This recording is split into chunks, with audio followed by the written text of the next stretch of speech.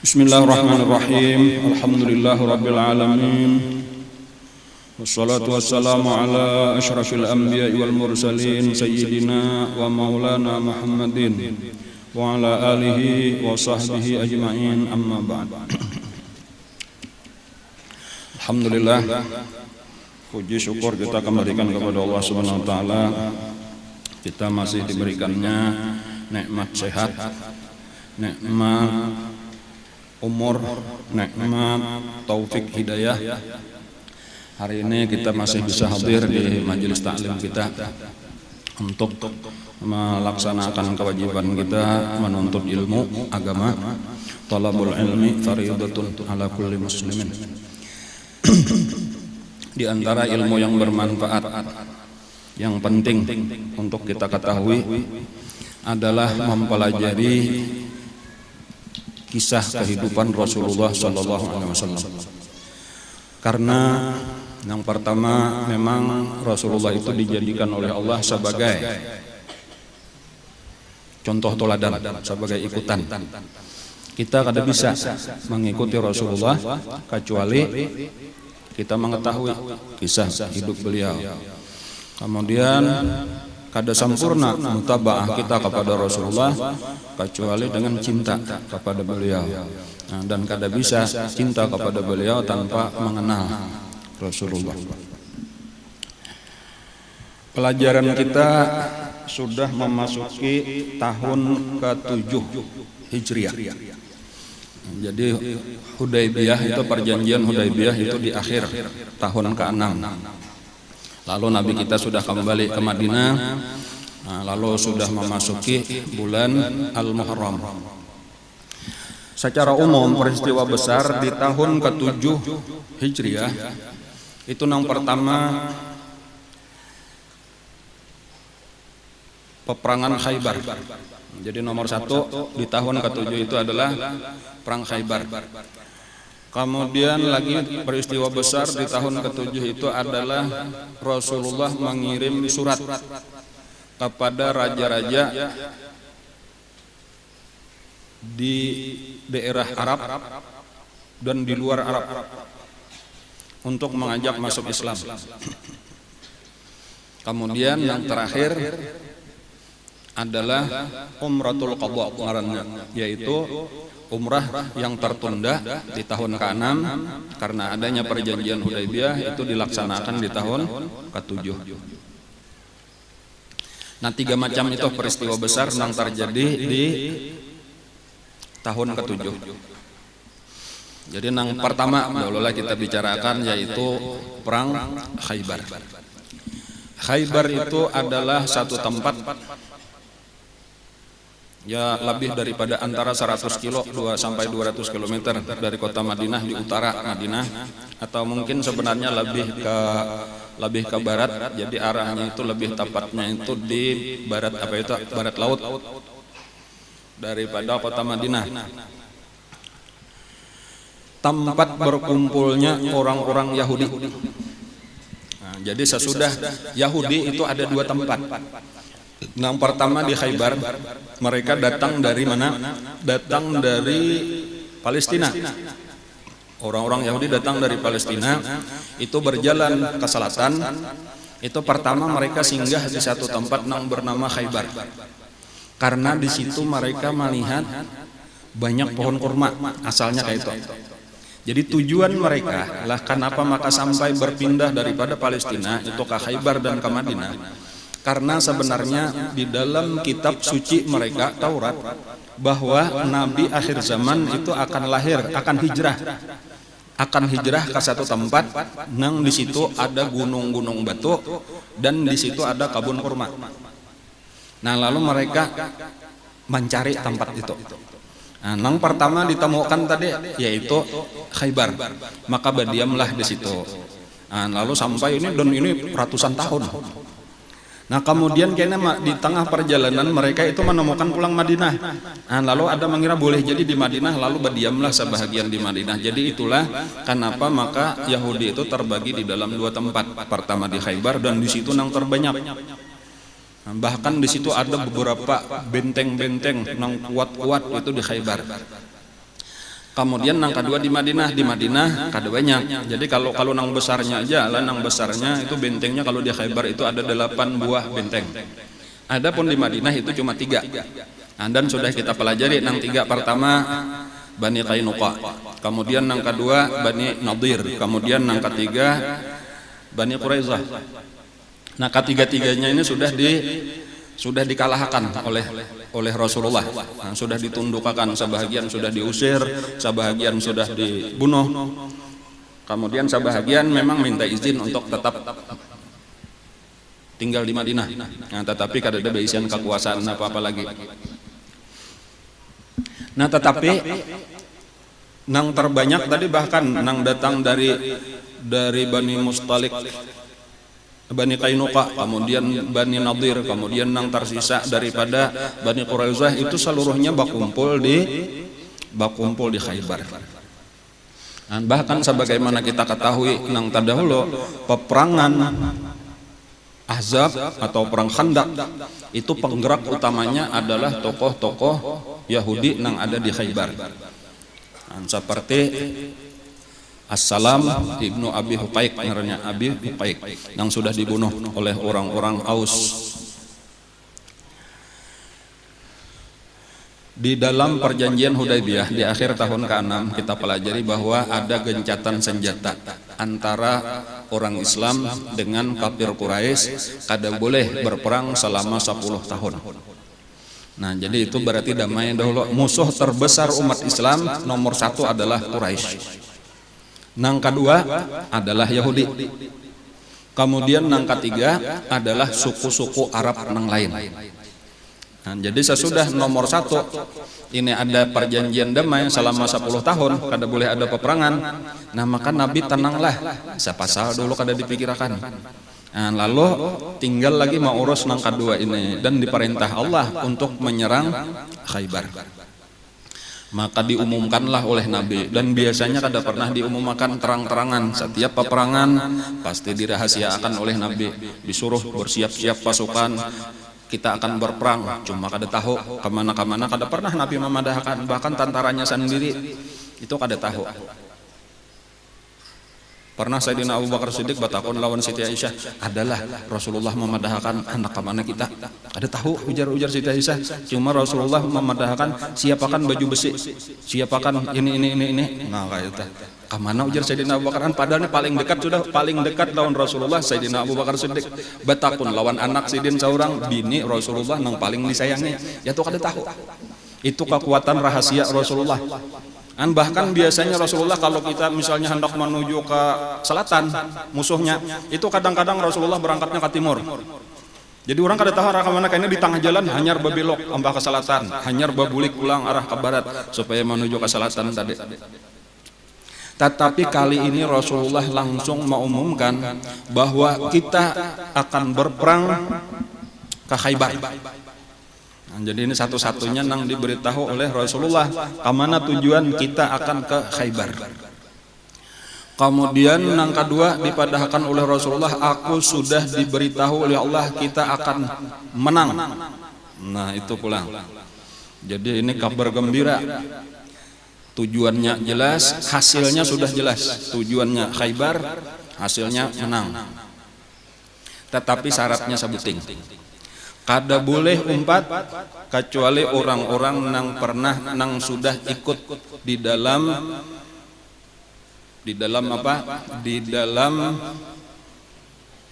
baiat syajarah, baiatur ridwan di Hudaybiyah.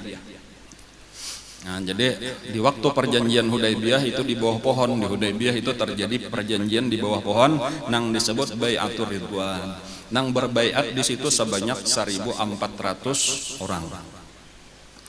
Nah, cuma itu aja. Dan karena waktu hendak umrah itu tadi itu diajak oleh Nabi kada dan hendaknya umpat.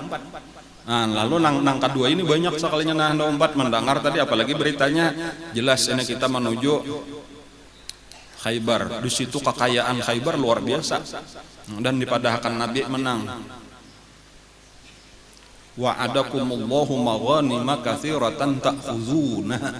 Itu di dalam surah Al-Fatah Allah menjanjikan kepada kalian maghanima katsiratan, itu harta rampasan perang yang sangat banyak, ta'khudunaha akan kalian ambil. Jadi ini nangkainya nang pertama-tama harta rampasan perang terbesar itu adalah di Khaybar, ditemukan oleh orang Islam itu emas nang betumpuk, emas, perak dan sebagainya. Makanya banyak benar orang-orang munafik nang datang kepada Rasulullah, asalnya kada akun 4. Yang sudah mendengar hendak ke Khaybar datang, wahai Rasulullah kami hendak umpat, izinakan. Kada nya Nabi, kada boleh umpat. Macam-macam semalam kami sebenarnya hendak umpat, cuma kami ada alasan ini masing-masing.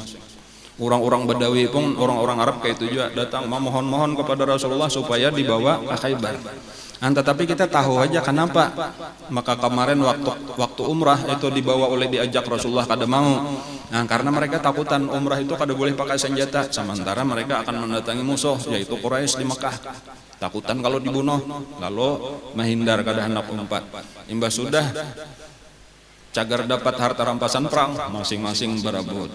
Makanya nang terakhir ujar Rasulullah, siapapun daripada orang nang mau mengikuti ke Khaybar tetapi bukan daripada ahli baiat ridwan, boleh, tetapi syaratnya kada dibari kena harta rampasan perangnya.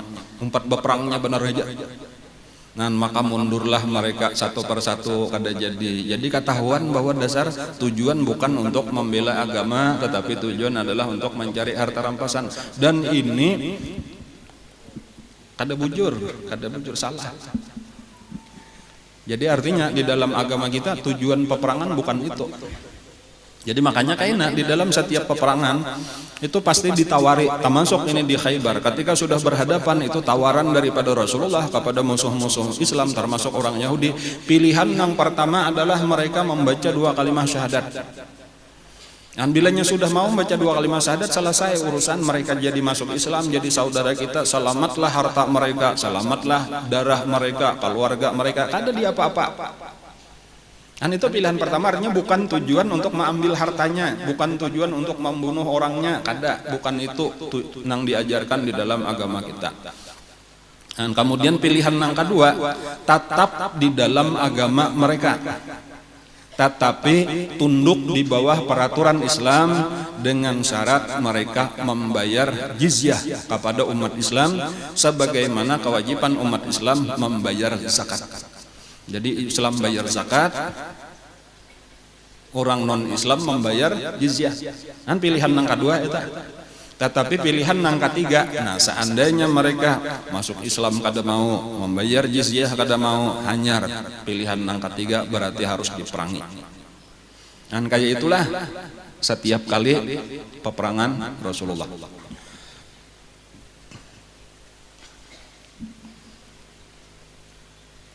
Ketika Nabi kita sudah bersiap-siap menyiapkan pasukan untuk berangkat ke Khaybar, itu Yahudi nang tersisa di Madinah itu mengirim utusan ke Khaybar untuk memberitahu saudara-saudara mereka nang di Khaybar supaya bersiap-siap karena Rasulullah akan menyerang. Kemudian kepala daripada orang munafik yaitu Abdullah bin Ubay bin Salul itu pun mengirim utusan ke Khaybar untuk memberitahu bahwasanya Rasulullah sedang bersiap-siap untuk menyerang mereka supaya mereka bersiap-siap. Kalau Yahudi tadi memberitahu kekawanannya kepadaan Yahudi, wajar aja, ini orang Islam memberitahu musuh orang Islam bahwa mereka sedang hendak diserang oleh orang Islam, itulah sifat orang munafik. Jadi sampai lawan Yahudi itu nya memihak kayak itu, padahal nang cager menyerang agama seorang juga, disitulah tadi sifat munafiknya. Dan Rasulullah mengutus utusan juga untuk mencegah ketika sampai kepada Nabi bahwa ada utusan yang sedang dikirim, maka Rasulullah mengirim tentara untuk menangkap utusan. Utusan daripada Yahudi tadi dapat ditangkap, jadi kada sampai kepada Khaybar. Tetapi nang kada kawa menangkap itu utusan daripada Abdullah bin Ubay bin Salul ini. Itulah nang sampai. Lalu sebelum Rasulullah datang ke Khaybar itu beritanya sudah sampai. Bahkan Rasulullah belum keluar lagi dari kota Madinah itu sudah sampai beritanya ke Khaybar, dan orang di Khaybar itu sudah bersiap-siap. Nah, nang perlu kita ketahui ulang telah tentara Yahudi di Khaybar itu jumlahnya sebanyak 10.000. Jadi tentaranya aja belum lawan masyarakatnya keseluruhan, lebih tentaranya aja nang siap berperang jumlahnya 10.000. Itu seluruhnya di Khaybar. Sedangkan tentara Rasulullah itu sejumlah lawan nang di Hudaybiyah, yaitu jumlahnya 1.400 orang. Nah, jadi di sini aja dulu pertama tentara Nabi cuma 1.400. Imba itu pulang nang akan dihadapi sebanyak 10.000. Nah, berapa kali lipat tak? Coba hitung. Banyak lipatnya ya, berlipat-lipat. Nah, lalu pemimpin daripada Yahudi Khaybar itu salah satu daripada tokoh Yahudi Khaybar itu mendengar bahwa Rasulullah hendak menyerang, mereka segera minta bantuan kepada suku-suku Arab nang lain. Nah, pulang jadi padahal sudah 10.000, tapi tetap aja ini supaya tenang lah, supaya merasa aman. Lalu didatangilah suku-suku nang bermusuhan lawan Rasulullah, terutama suku-suku nang dahulunya bersatu di waktu perang Ahzab. Cuma kayak aja ringkasnya kesimpulannya, di antara suku-suku Arab itu kebanyakannya kada mau bergabung lawan Yahudi karena mereka takutan lawan orang Islam. Dan karena selama ini orang Islam selalu menang. Nah, satu-satunya yang mau bergabung dengan mereka itu adalah daripada Ghatafan ngaranna. Jadi ada Ghatafan. Ini suku yang luar biasa banyaknya. Ghatafan itu sudah pernah kita kisahkan, itu pernah menyerang Madinah. Anang di situ unta Rasulullah dibawanya, kemudian pernah menawan seorang perempuan yang lelah. Dan itu dari Ghatafan. Uyainah ngaranna tokohnya Uyainah. Nang disebut oleh Rasulullah Uyainah itu Ibnu Hasin Al-Ahmaq Al-Muta. Al-Ahmaq Al-Muta itu artinya orang bodoh yang ditaati. Orang bungol bahasa kita, tapi ditaati oleh masyarakatnya. Jadinya memang ada di dunia ini kayak itu, pemimpinnya itu bungol sabujuran mah kata. Cuma diasi benar oleh rakyatnya, oleh masyarakatnya. Di antaranya tadi nampaknya itu seluruh keputusannya itu salah. Itu arti bungol tadi, arti ahmak. Bila inya memutuskan sabujurnya keputusannya tuh luput. Cuma masyarakatnya ini kada mengerti bahwa itu luput, tuh kada mengerti. Dituruti aja, diasi aja. Seharusnya kayak itu. Seharusnya pemimpin nang baik itu, pemimpin nang bujur itu akan membawa perubahan kepada masyarakatnya, kepada rakyatnya. Seharusnya di dalam jangka kita misal 5 tahun. 5 tahunnya memimpin itu terasa perubahan mulai hari ini dibanding lawan 5 tahun yang lalu, itu terasa benar perubahan kepada kebaikan. Itu berarti pemimpin yang berhasil. Adapun pemimpin yang gagal minimal 5 tahun yang lalu lawan 5 tahun yang ini kayak ini aja kada ada perubahan. Bahkan tinata baik 5 tahun yang lalu. Banyak manusia yang kada sadar tuh, ada banyak pemimpin nang versi Uyainah ini saling banyak kan. Ini pelajaran aja kesan kita supaya kita jangan sampai kayak itu dipadahkan Nabi tadi. Napa? Al-Ahmaq Al-Muta. Orang bungul nang ditaati, karena di dalam agama Islam kada kayak itu. Nah, tetapi di luar Islam artinya ketika kita kada memakai hukum Islam itu terjadi di mana-mana. Dan kita bangga tadi dengan pimpinan, cuma kada pernah sabujurnya nang kita pilih ini pintara bungul ka orangnya. Napa kelakuannya, napa anunya, pintar pandir bener aja hasilnya kada ada apa-apa tadi tuh. Bahkan kita sendiri kadang-kadang melihat keputusannya tuh tahun ini salah, aturannya kada kayak ini sidin nah. Ini ulun kada bersambatan siapa-siapa, nalanya bersambatan siapa-siapa karena jadi pencemaran nama baik.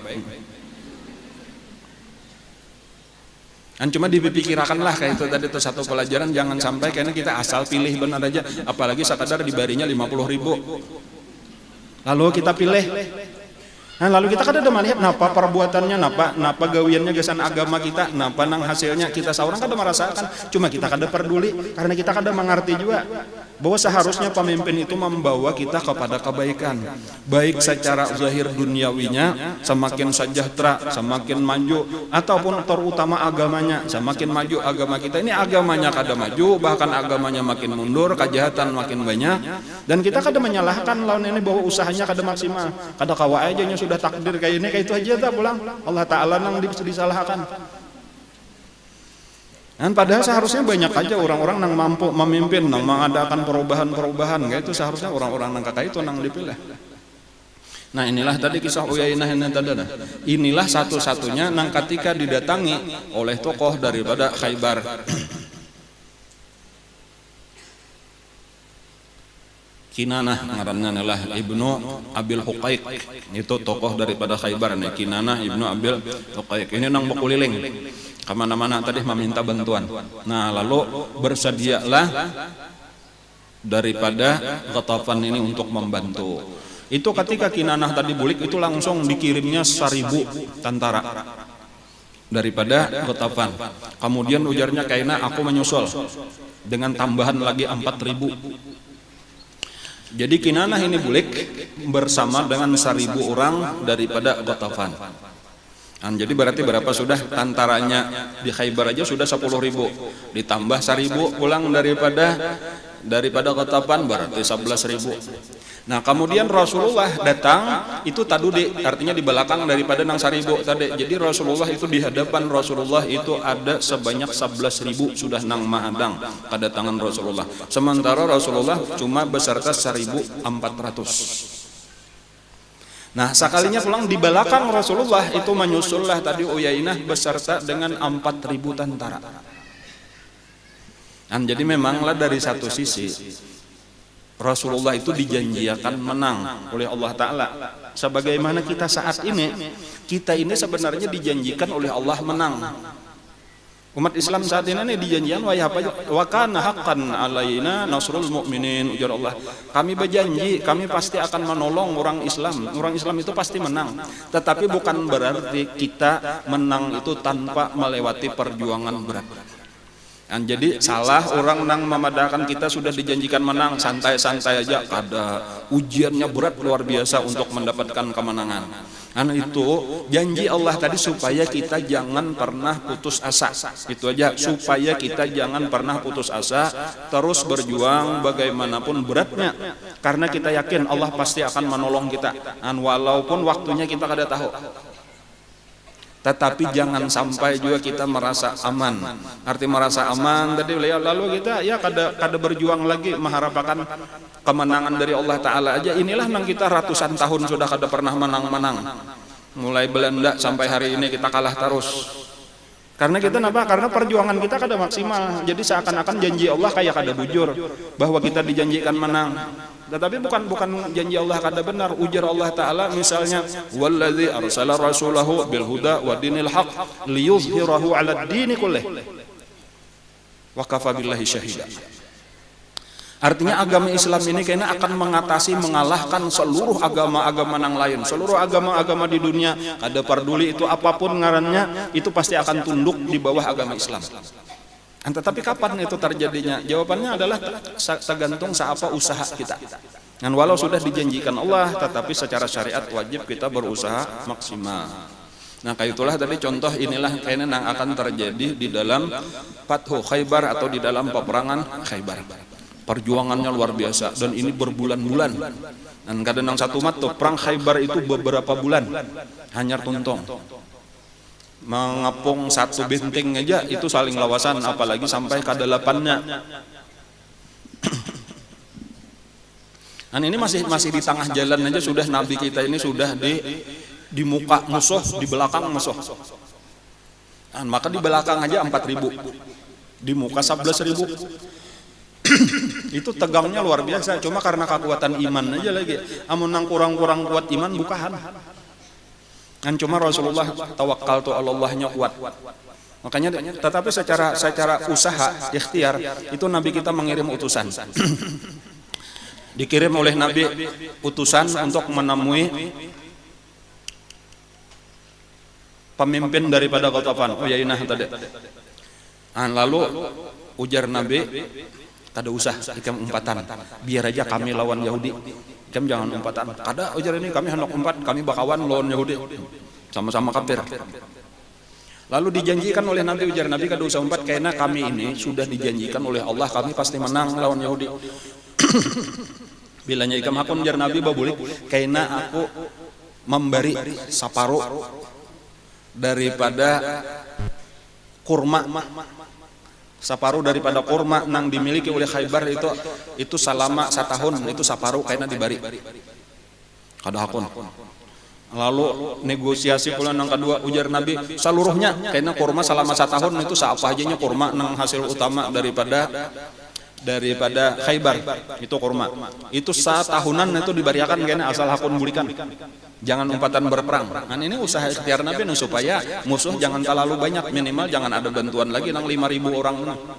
Tetapi mereka keras, ujar mereka kami yakin pasti menang, ikam kena nang kalah, dan kami sudah dijanjikan oleh Yahudi Khaybar karena inya nang memberi lawan kami. Nah walhasil sudahlah ujar Nabi macam-macam usaha Rasulullah, beberapa orang nang ahli-ahli diplomasi diantaranya Sa'ad ibnu Ubadah itu nang dikirim oleh Nabi untuk negosiasi tadi tetap kada berhasil. Nah, lalu ya sudahlah ujar Nabi karena kita sudah usaha kita maksimal, kita hadapilah sudah seadanya. Fa idza azamta fatawakkal 'alallah. Lalu mereka bertawakallah kepada Allah. Nah tiba-tiba di malam hari, nah inilah satu kejadian pertolongan daripada Allah. Tiba-tiba di malam hari itu pasukan nang 4.000 orang tadi mendengar teriakan. Cuma kada tahu dari mana teriakannya. Lalu suaranya itu adalah, wahai Ghatafan, keluarga kalian dalam bahaya, anak dan istri kalian dalam bahaya, harta kalian dalam bahaya, lakasi bulikan. Nyaring benar suaranya. Lalu mereka gelisah, apa ini dari mana, dicari kada denang tahunya. Lalu lakasilah cepat-cepatlah mereka bulikan. Lalu berbaliklah nang 4.000 ini karena takutan kalau anak bininya diserang oleh orang lain kada denang menjaga. Lalu bulikan. Kemudian nang 1.000 orang itu sampai berita kepada nang 1.000 orang nang sedang berada di Khaybar. Nang 1.000 orang ini pun mendengar nang 4.000 sudah bulikan, lalu umpatlah bulikan juga meninggalkan. Dan itulah pertolongan Allah. Walaupun sesudah sampai mereka ke kampungnya, ke Ghatafan tadi, ditakuni anaknya bininya aman-aman aja, kada ada masalah apa-apa. Dan bahkan mereka bertanya, adakah mau utus seseorang untuk memanggil kami? Ujar nang binina anak kada tahu. Dan itu salah jur kada nang tahunya. Jadi kemungkinan ujar para ulama kemungkinan malaikat itu untuk menolongi pasukan umat Islam tadi, caranya dengan memanggil mereka. Itulah nang ujar Nabi ketika Nabi sendiri ditakuni orang, siapa wahai Rasulullah, sebenarnya ujar Nabi kada tahu, tetapi nang jelas ujar Nabi nusirtu birru'bi, salah satu bentuk pertolongan Allah kepada aku adalah musuh itu ditakut-takuti, artinya ditimbulkan ketakutan di dalam hati musuh oleh Allah Subhanahu wa taala. Macam-macam bentuk ketakutannya ya tadi seperti Ghatafan tadi, takutan kalau kampungnya diserang oleh orang lain sehingga mereka lebih baik kembali ke kampung. Dan maka tinggallah Nabi kita berhadapan cuma dengan pasukan Yahudi yang ada di Khaybar. Nah, nangaran Khaybar itu luas dan ada benteng-benteng nang kokoh, nang utama malah. Jadi tadi banyak sebenarnya benteng, cuma nang paling besar itu ada 8. Jadi sebujurnya lebih daripada 8. Cuma nang utamanya itu ada 8 benteng. Ya memang Yahudi itu kayak itu, sifat Yahudi itu selalu bersembunyi di balik benteng-benteng. Itu sampai hari ini. Jadi kalau misalnya di Palestina itu mesti ada benteng-benteng Yahudi tadi membuat tembok nang tingginya. Orang-orang Yahudi itu selalu ketakutan kalau diserang musuh. Nah itu sifat orang Yahudi. Jadi mereka itu selalu bersembunyi. Illa min wara'i judur. Kalau di dalam Al-Quran, kecuali mereka itu dari balik dinding-dinding mereka berperangnya.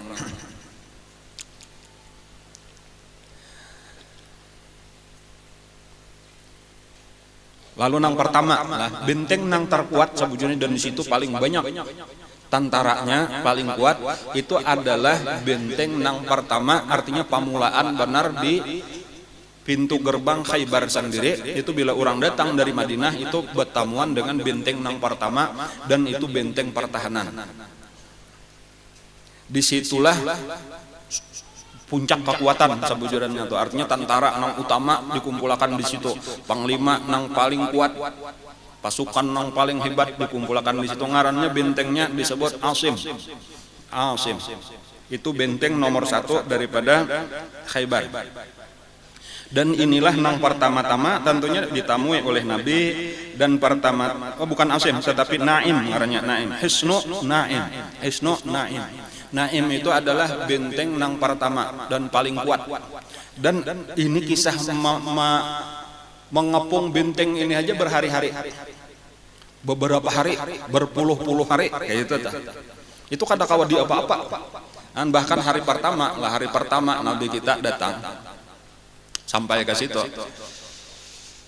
itu Nabi lalu memerintah pasukan untuk menyusun barisan, lalu menajak kemah di sekeliling benteng itu tadi. Dan lalu ada seseorang mendatangi Rasulullah, wahai Rasulullah, baulah kemah di sini. Ini apakah dari perintah Allah atau ijtihad pian saurang aja? Ujar Nabi, ini ijtihad aku saurang aja. Aku menganggap di sini kelihatannya bagus untuk menyerang. Ujar ulang, ini ulun ini berpengalaman wahai Rasulullah, sudah peperangan lawan orang Yahudi. Ini sebenarnya di tempat nangka ini kada aman, karena kita ini mudah sekali diserang oleh orang Yahudi dari bentengnya mulai di atas. Sakahandak aja inya memanah, dan ini masih dalam jarak sasaran panah. Jadi menurut ulun lebih baik kita mundur supaya jaraknya kada sampai, karena menangka ini inya kawa menyerang kita kada kawa menyerang inya. Nah kayak itu. Lalu dan itu diterima oleh Rasulullah usul itu. Kalau kayak itu aja Nabi kada jadi kita di sini mundur ke belakang. Nah itu pulang satu pelajaran data. Selama itu kada perintah langsung daripada Allah Subhanahu wa taala, boleh aja sebajurnya usul-usul kalau memang baik itu bisa aja diusulkan lawan Rasulullah. Itulah nang di dalam Al-Qur'an, wa'fu anhum wastaghfir lahum wasyawirhum fil amr. Artinya Allah sendiri memerintah kepada Nabi di dalam beberapa perkara itu disuruh bermusyawarah. Bermusyawarah itu artinya boleh jadi ada masukan-masukan, ada usulan-usulan. Kalau memang bagus terima. Jadi bukan berarti napa nang datang dari Nabi pasti harus dilaksanakan gitu. Kadang-kadang ada usulan, walaupun kadang-kadang karena itu sudah perintah dari Allah, kadang-kadang ditawar-tawar, ada juga nang kayak itu. Nah, tapi itu tadi maksudnya di dalam agama Islam itu kadang kayak diktator sama sekali itu ada saat-saatnya memang masukan-masukan dari para sahabat itu diterima. Dan bahkan ranjak itu kebiasaan Nabi mengajak sahabat-sahabat untuk musyawarah di dalam permasalahan. Dahulu waktu kita kisah di Uhud kan itu sudah itu pernah, apakah kita bertahan di kota Madinah atau kita keluar, itu hasil pembicaraan. Kayak itu juga tawanan Badar itu Nabi musyawarah membicarakannya. Dan termasuk nang ini tadi. Dan ini tadi itulah di benteng nang pertama ini sekalinya kada gampang. Seakan-akan umat Islam itu kada ada daya upaya apa-apa mencari celah, mencari jalan itu untuk menembus bentengnya kada kawa, karena bilainya beparak langsung aja panah, tumbak, batu dari atas. Entah paksa mundur.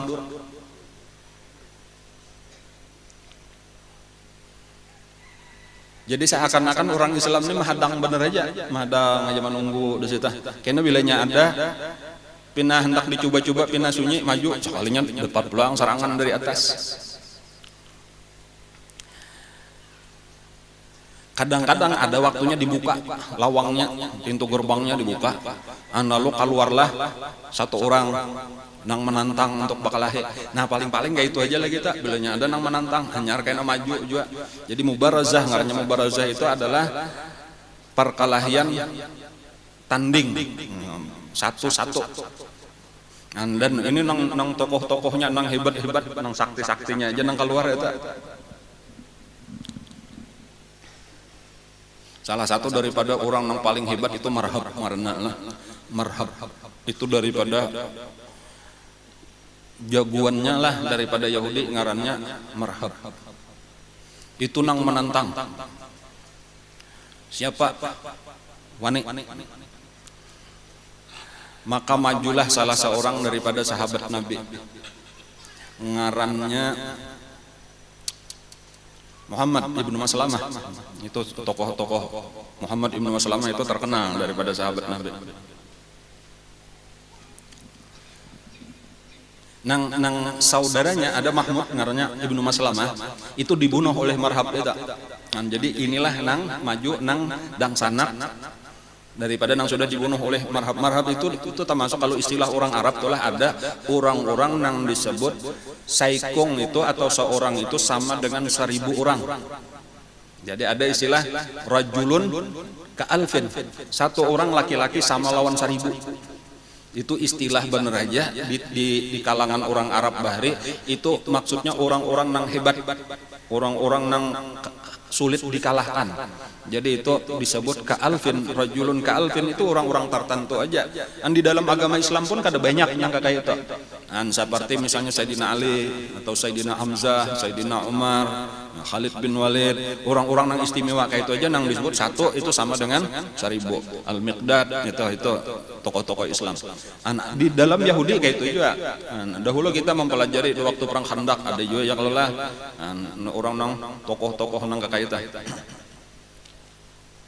Nah, ketika Marhab ini keluar seorangan lalu mentang man yubaris, siapa yang berani perang tanding. Nah, maka majulah nang pertama kali majulah siapa tadi? Muhammad ibnu Maslamah. Dan ini perang tandingnya berjam-jam. Di situ tadi tuh nang kalunya menyaksikan tuh tegangnya luar biasa juga. Itu saatan artinya ya hampir 1 jam lah perang tanding nang sampai akhirnya Muhammad ibnu Maslamah itu mampu memutus batisnya. Jadi kawah sampai rabah batisnya panggal sabuting landaunya. Nah, lalu tarabah langsung diserang lagi sekali diputus pulang batisnya nang sebelah. Nah, jadi batisnya aja nang karena lalu itu berdiri Muhammad ibnu Maslamah ini lalu dibiarkan. Lalu nang ini kuriak-kuriak lah kasih bunuh aku aja. Biar Marhab kesakitan. Tetapi dibiarkan aja. Rasakanlah aja dulu aku kada hendak langsung membunuh. Ikam sudah membunuh dangsanaku. Aku hendak ikam merasakan dulu kesakitan. Nah, lalu malah ditinggalkan. Nah, ini kuriak-kuriak lah kasih bunuh aku. Nah, pada saat itulah datang Sayyidina Ali. Jadi makanya di dalam kisah di tarikh itu ada 2 riwayat, ada nama madan Sayyidina Ali nang membunuh, cuma kisahnya nang mu'tamadnya kayak itu tadi. Dibunuhlah oleh Sayyidina Ali. Nah, lalu ketika Sayyidina Ali nang membunuh, maka Sayyidina Ali lah nang mengambil rampasan perangnya, bajunya diambil, baju perangnya diambil, senjatanya, pedangnya aja saling panjangan diambil oleh Sayyidina Ali. Nah, sudah diambil, nang ini tadi Muhammad ibnu Maslamah melapor lawan Rasulullah aja, karena maka Sayyidina Ali nang mengambil, maka ulun nang membunuh. Sayyidina Ali kamu kada membunuh, aku nang membunuhnya. Ya ujar ini tadi aku tadi sing haja kada membunuhnya cager mati juga seorangan eta. Cuma aku hendak merasakannya sakit dulu anjir mati. Akhirnya diputuslah oleh Rasulullah, ayolah ujar Rasulullah, wahai Ali serahkan. Nah, lalu dijoronglah itu. Untungnya ada Rasulullah dan Sayyidina Ali dengan rela, dengan ikhlas menyerahkanlah kepada Muhammad ibnu Maslamah tadi.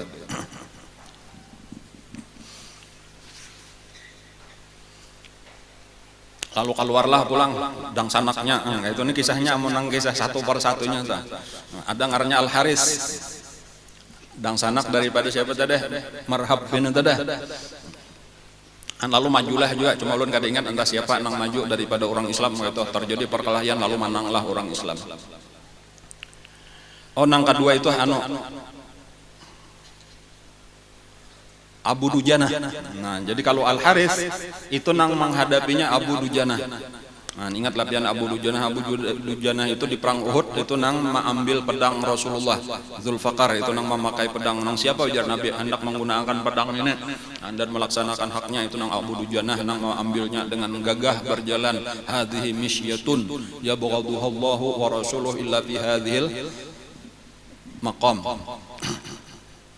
Ini jalan nang kada bagus, jalannya orang sombong. Ujar Nabi kada boleh berjalan kayak itu kecuali di tempat nang kayak ini diizinakan di waktu perang. Itu kisah Abu Dujanah. Nah, kemudian kalah lawan Abu Dujanah tadi, terbunuhlah pulang nang bangaran siapa tadi nang kedua ini Al Haris. Kemudian datanglah nang ketiga. Nah, nang ketiga ini nang aneh. Adingnya pambungsunya. Tapi tingginya luar biasa. Itu sampai ujar Nabi aja melihat tuh kada biasa melihat manusia tinggi kayak itu. Khamsata azru'in ya Nabi. Itu orang tuh adalah 5 hasta. Ujar sahabat, labih wahai Rasulullah. 5 hasta itu, sahasta itu sekitar 50 sente. Mulai sini ke sini. Ini ujar Nabi 2,5 meter adalah orangnya labih wahai Rasulullah ya. An bayangkan aja ada manusia lebih 2,5 meter. Ya kada tahu 2,60 meter kah tingginya. 2,70 meter. Kada biasa melihat manusia tinggi kayak itu, raksasa sekalinya. Sampai itu nang turun itu langsung aja adalah hawari Rasulullah, yaitu pendamping Rasulullah, pengawal Rasulullah, sepupu daripada Rasulullah sendiri, yaitu Sayyidina Zubair ibn al-Awwam. Ini nang menghadapi siapa tadi? Amir kah ngarannya tadi? Itu nang mama Siti Sofiyah, itu mamanya Zubair ibn al-Awwam itu mendatangi ketakutan, padahal luar biasa. Sofiyah itu orang nang kada pernah takutan lalak bibinian nang wani melawan lalakian kan di waktu perang Khandaq itu ada kisahnya lah di benteng itu membunuh orang Yahudi daripada Bani Quraisyah. Itu mahatiakan lawan anak wahai Rasulullah, jangan-jangan ini Zubair dibunuhnya. Ujar Nabi, insyaallah Zubair nang akan membunuh. Kayak itu. Dan bujuran terjadi walaupun itu saling lawasan perkelahiannya. Cuma nang kayak itulah tadi model kayak raksasa melawan siapa ya? Melawan ya kayak Raja Jalut lawan Nabi Daud lah modelnya kayak itu, mirip-mirip kayak itu. Nang loncat nah kalincahan Zubair ibn al-Awwam. Nang akhirnya terbunuhlah itu Amir tadi. Dan itu karena mbahnya sudah itu ditutupnya pulang pintu gerbang nih menghadang pulang kakak itulah kalian bolehnya ada nang keluar bakal bahkan beberapa kali kayak itu tadi tuh orang Islam nih untuk memancing kayaknya maju saikong ayo siapa nang ndok bakal kayak itu sakalinya napa imbahnya dibuka lawang kadanya nang saikong pan kayak orang Islam maju ini berderaknya menyasah berpuluh-puluh kalah orang Islam terpaksa buka tuhuk pulang nih nang lain-lain membantu dulu nih walaupun kayaknya kawa mau usir pulang. Dan itu terjadi berulang-ulang beberapa hari kata itu aja sampai Nabi itu mengganti-gantiakan bendera. Hari ini diserahkan oleh Nabi bendera kepada Sayyidina Abu Bakar Siddiq. Ujar Nabi, ayo usahakan wahai Abu Bakar, serang kayak apa caranya supaya bisa menembus benteng Naim ini. Lalu seharian itu berusaha keliling-keliling segala cara gagal. Akhirnya kembalilah Sayyidina Abu Bakar Siddiq. Kemudian besok harinya diserahkanlah oleh Nabi lagi bendera kepada Sayyidina Umar. Lalu berusahalah Sayyidina Umar. Kayak itulah sampai beberapa hari itu berpuluh-puluh hari berganti-ganti bendera kada pernah kawa berhasil. Jadi hanya umat Islam merasakan ternyata kada gampang tadi tonanggaran perjuangan walau sudah dijanjikan menang. Dan sampai pada satu hari, pada malam hari itu ketika berkumpulan ujar Nabi besok hari bendera ya insya Allah besok hari kita bisa ujar Nabi sesudah beberapa puluh hari insya Allah ujar Nabi besok kita bisa membuka benteng Khaybar ini, benteng nang pertama nang disebut dengan Isnu Naim. Insya Allah besok di tangan seseorang nang dicintai oleh Allah dan Rasulnya, dan Allah pun dan Rasulnya cinta kepadanya. Jadi esok ujar Nabi kita akan bisa membuka benteng Khaybar insya Allah di tangan seseorang yang dicintai oleh Allah dan Rasulnya, dan dia pun cinta kepada Allah dan Rasulnya. Ujar para sahabat, kami beratan menghadang siapa nang dimaksud Rasulullah nih. Kayaknya esok pagi sesudah sembahyang subuh Rasulullah akan menyerahkan bendera itu kepada orang nang dipadahkan Nabi tadi. Orangnya dicintai oleh Allah dan Rasulnya, dan inya pun cinta juga kepada Allah dan Rasulnya, dan di tangannya lah akan terbuka Khaybar. Ujar Sayyidina Umar Ibn Khattab, aku kada pernah menginginkan jabatan seumur hidup sejak masuk Islam kecuali malam hari itu. Kayak itulah sahabat-sahabat nang lain. Maksudnya apa? Mudahan dijurung lawan aku isuk bendera. Kenapa maka hendak jabatan? Bukan masalah jabatannya, tetapi ini tanda bahwa dicintai oleh Allah dan Rasulullah, itu nang dikehendaki.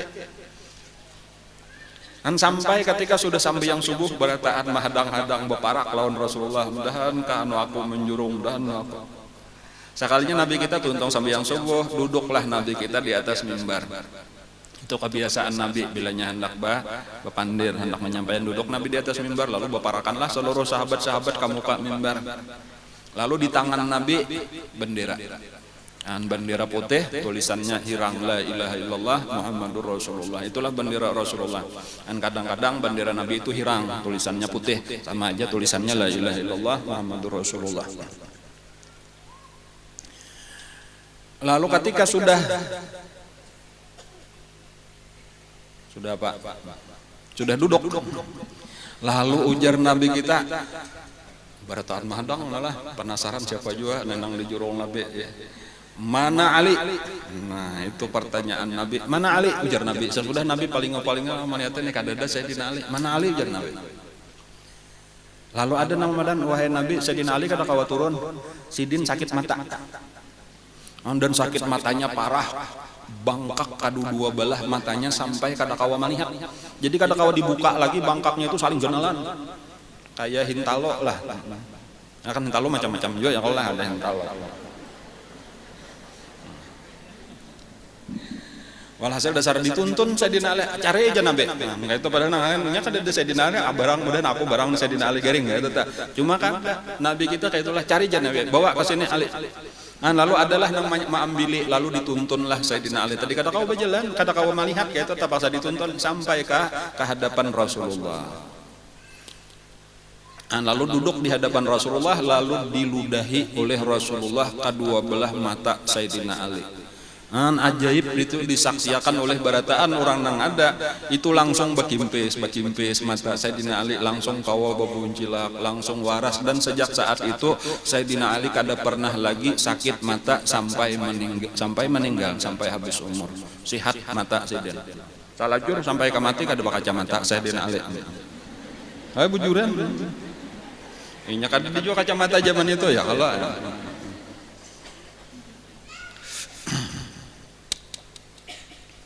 dan lalu diserahkanlah oleh Nabi kepada Sayyidina Ali. Lalu diberi Nabi pengarahan, didoakan oleh Nabi.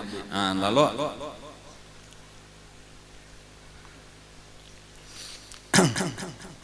berangkatlah Sayyidina Ali tadana. Ini adalah keadaan di Masjid Nabawi, kadang peristiwa nyanten di kemah, perkemahan di Khaybar juga nih kisahnya. Nah lalu disitulah Sayyidina Ali itu mengatur strategi yang luar biasa. Strateginya itu kayak ini.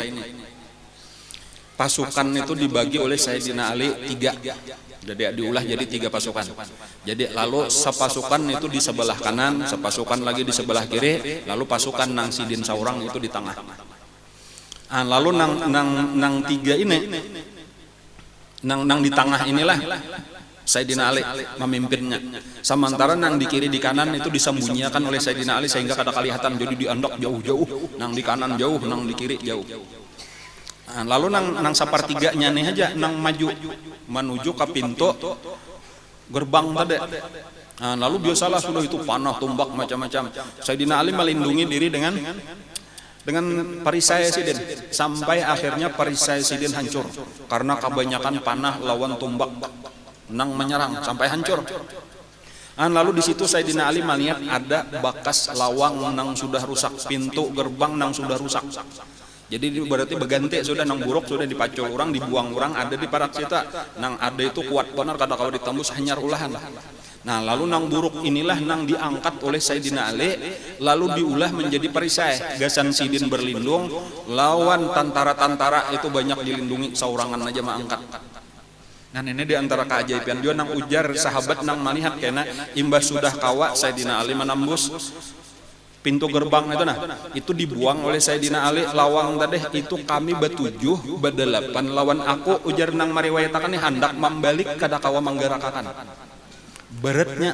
Dan jadi artinya kayak apa waktu itu tuh tenaga Sayyidina Ali tuh, maka kawa mengangkat lawang nang saling ganalan tadi diulah jadi pelindung. Itu kada ada jawabannya kecuali itu adalah karamat ngarannya diberikan oleh Allah kepada Sayyidina Ali pada waktu itu. Nah lalu ketika ini pina maju terus, lalu akhirnya dibukalah pintu gerbang tadi oleh musuh, lalu mereka menyerang. Artinya mulai di atas sudah kada kawat lagi, lalu diseranglah di bawah. Nah, lalu saling banyakan nang menyerang. Melihat serangan ini Sayyidina Ali perlahan-lahan mundur. Jadi makin maju orang Yahudi, makin mundur Sayyidina Ali, makin maju lagi, mundur terus. Dan ini membingungkan juga, kenapa maka mundur terus ini? Maka tadi hendak menyerang, imbanya sudah dibuka akan lawang disasahi, mundur terus. Sekalinya inilah teknik atau siasat Sayyidina Ali itu ketika semakin mundur disitulah nang pasukan kanan dan kiri tadi ketika sudah jauh lawan pintu gerbang, disinilah mereka menyerang ke dalam pintu gerbang.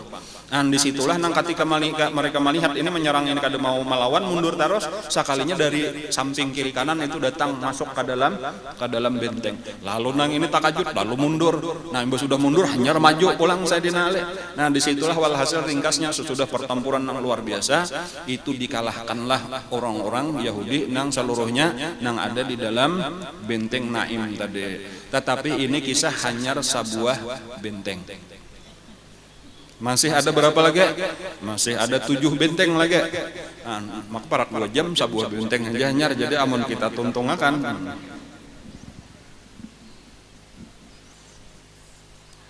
Nah kain pulang jadi bukahan walhasil bukahanlah seluruh nang ada di situ kepada benteng berikutnya. Benteng berikutnya ngarannya benteng Sa'ab Ibnu Mu'adz. Jadi nang pertama tadi ngarannya benteng Naim. Dan disitulah pasukan nang utama tadi nang tokoh-tokohnya terkumpul situ, dan itu lebih setengah bulan mengapungnya. Dan akhirnya kawa dikuasai itu dengan berkat serangan Sayyidina Ali karamallahu wajhah. Lalu imbah sudah dikuasai, mereka lari kepada benteng nang kedua. Nah lalu berpindahlah pulang karena menyerang benteng nang kedua. Nah itu ada pulang kisahnya. Karena bilanya kalah benteng kedua terus, walaupun sudah diberitahukan ini akan berakhir. Kan artinya karena kedelapannya itu akan dikuasai oleh orang Islam. Dan cuma kisahnya perlahan-lahan aja dahulu tadi telah insyaallah karena kita sambung pulang nang akan datang. Dan tetapi mungkin di dalam kisah kita ini, pelajaran kita ini banyak sebenarnya pelajaran yang bisa kita ambil. Dan diantaranya tadi memang secara umum orang Islam itu dijanjikan kemenangan oleh Allah, tetapi bukan berarti kemenangan itu mudah. Itu harus kita berjuang sungguh-sungguh. Dan perjuangannya berat, kada gampang. Nang kita hadapi itu kadang-kadang musuh nang jelas-jelas yaitu orang kafir, tetapi bahkan nang lebih berat lagi adalah musuh dari dalam sendiri yaitu kelihatannya orang Islam tetapi sebujurnya ini sendiri kada katuju lawan agama Islam. Yaitu nang disebut dengan orang-orang munafik. Dan orang-orang munafik ini saling banyakan di dalam agama Islam. Kalau kita mengira di zaman Nabi aja, di zaman kita jauh lebih banyak orang munafik. Nah tinggal kita aja hati-hati jangan sampai kita tak kumpul lawan orang-orang munafik tanpa sadar. Orang munafik kadada nang sadar bahwa dirinya munafik. Itu ciri orang munafik tuh kada tahu bahwa inya munafik, bahkan merasa inya paling baik terus. Orang Islam itu salah, orang Islam jahat, inya paling baik, inya paling bujur. Itulah sabaharian orang munafik itu. Bahkan ciri orang beriman bujur adalah takutan. Kalau aku tak masuk orang munafik, selalu memperhatikan dirinya, selalu introspeksi dirinya. Dan jadi kita di situ supaya hati-hati supaya kita tak masuk, jangan sampai tak masuk orang munafik. Di zaman tabi'in ketika Rasulullah sudah wafat beberapa lama, itu ada seorang tabi'in bertanya kepada salah seorang sahabat yaitu Abdullah ibnu Mas'ud radhiyallahu an. Ujar mereka, wahai Abdullah ibnu Mas'ud, kalau di zaman Nabi kami mendengar banyak orang munafik, sekarang di zaman kita ini apa masih ada orang munafik? Di zaman tabi'in, ujar Abdullah ibnu Mas'ud, jauh lebih banyak daripada di zaman Nabi, cuma ikam kada tahu. Dan kayak itulah artinya semakin akhir zaman makin banyak aja orang-orang munafik. Setiap orang nang ciri-ciri orang munafik baik ada aja sudah disampaikan, orangnya pendusta, orangnya kada tahu dipercaya, orangnya khianat, orangnya menyalahi janji. Nah itulah ciri-ciri orang munafik. Ujar Abdullah ibnu Mas'ud, seandainya orang munafik itu bebuntut, seandainya bebuntut, ikam kada kawal lagi berjalan di pasar pasti tajajak buntut. Artinya di pasar banyak benar tak kumpulan. Pasar bahari panggola kada tahu pasar wahidna. Ya mudahan di sini kada ada nang bebuntutnya nah. Amin. Mudah-mudahan kita diselamatkan daripada nifak, daripada sifat-sifat orang munafik. Amin rabbal alamin. Insyaallah karena kita sambung pulang. Tahun kaina aja. Yalah. Minggu kaina tahun baru sudahlah. Yalah. Iya. Hari ini 25 Desember kah? Oh, hari Natal hari inilah. Ya tetap aja kita kada umpatan orang tetap aja acara kita. Ya, orang silahkan aja, orang hendak banatal silahkan. Allah tahun kaina orang hendak apa ngarannya? Hendak tahun baru silahkan. Cuma kita tetap aja karena itu bukan budaya kita. Kalau tahun baru apa-apa acara macam-macam itu betiup trompet itu bukan budaya kita. Nah, jangan dibiasakan tak umpat-umpat. Jadi ulun terus terang aja di pesantren aja kada diperayakan biasanya tuh, kecuali nah ini memang takana kebetulan libur pertengahan tahun. Kalau biasanya kadang-kadang kada ada umpatan liburan, tetap kegiatan kayak biasa, kayak itulah juga majelis taklim. Jadi kalau misalnya ada usul kayak apa aja minggu kena diliburakan tahun baru kada. Ulun kada hendak umpatan-umpatan itu budaya siapa itu libur tahun baru itu bukan budaya Islam gitu, dan ulun kada hendak mengumpati meramiakan budaya yang bukan daripada budaya Islam. Ini ada pengumuman sisa tanah untuk lokasi pembangunan ME masih ada sekitar 6.000 meter persegi. Jadi namanya hendak kita masih diberikan kesempatan amal jariah kita. Harganya Rp60.000 juga per meter.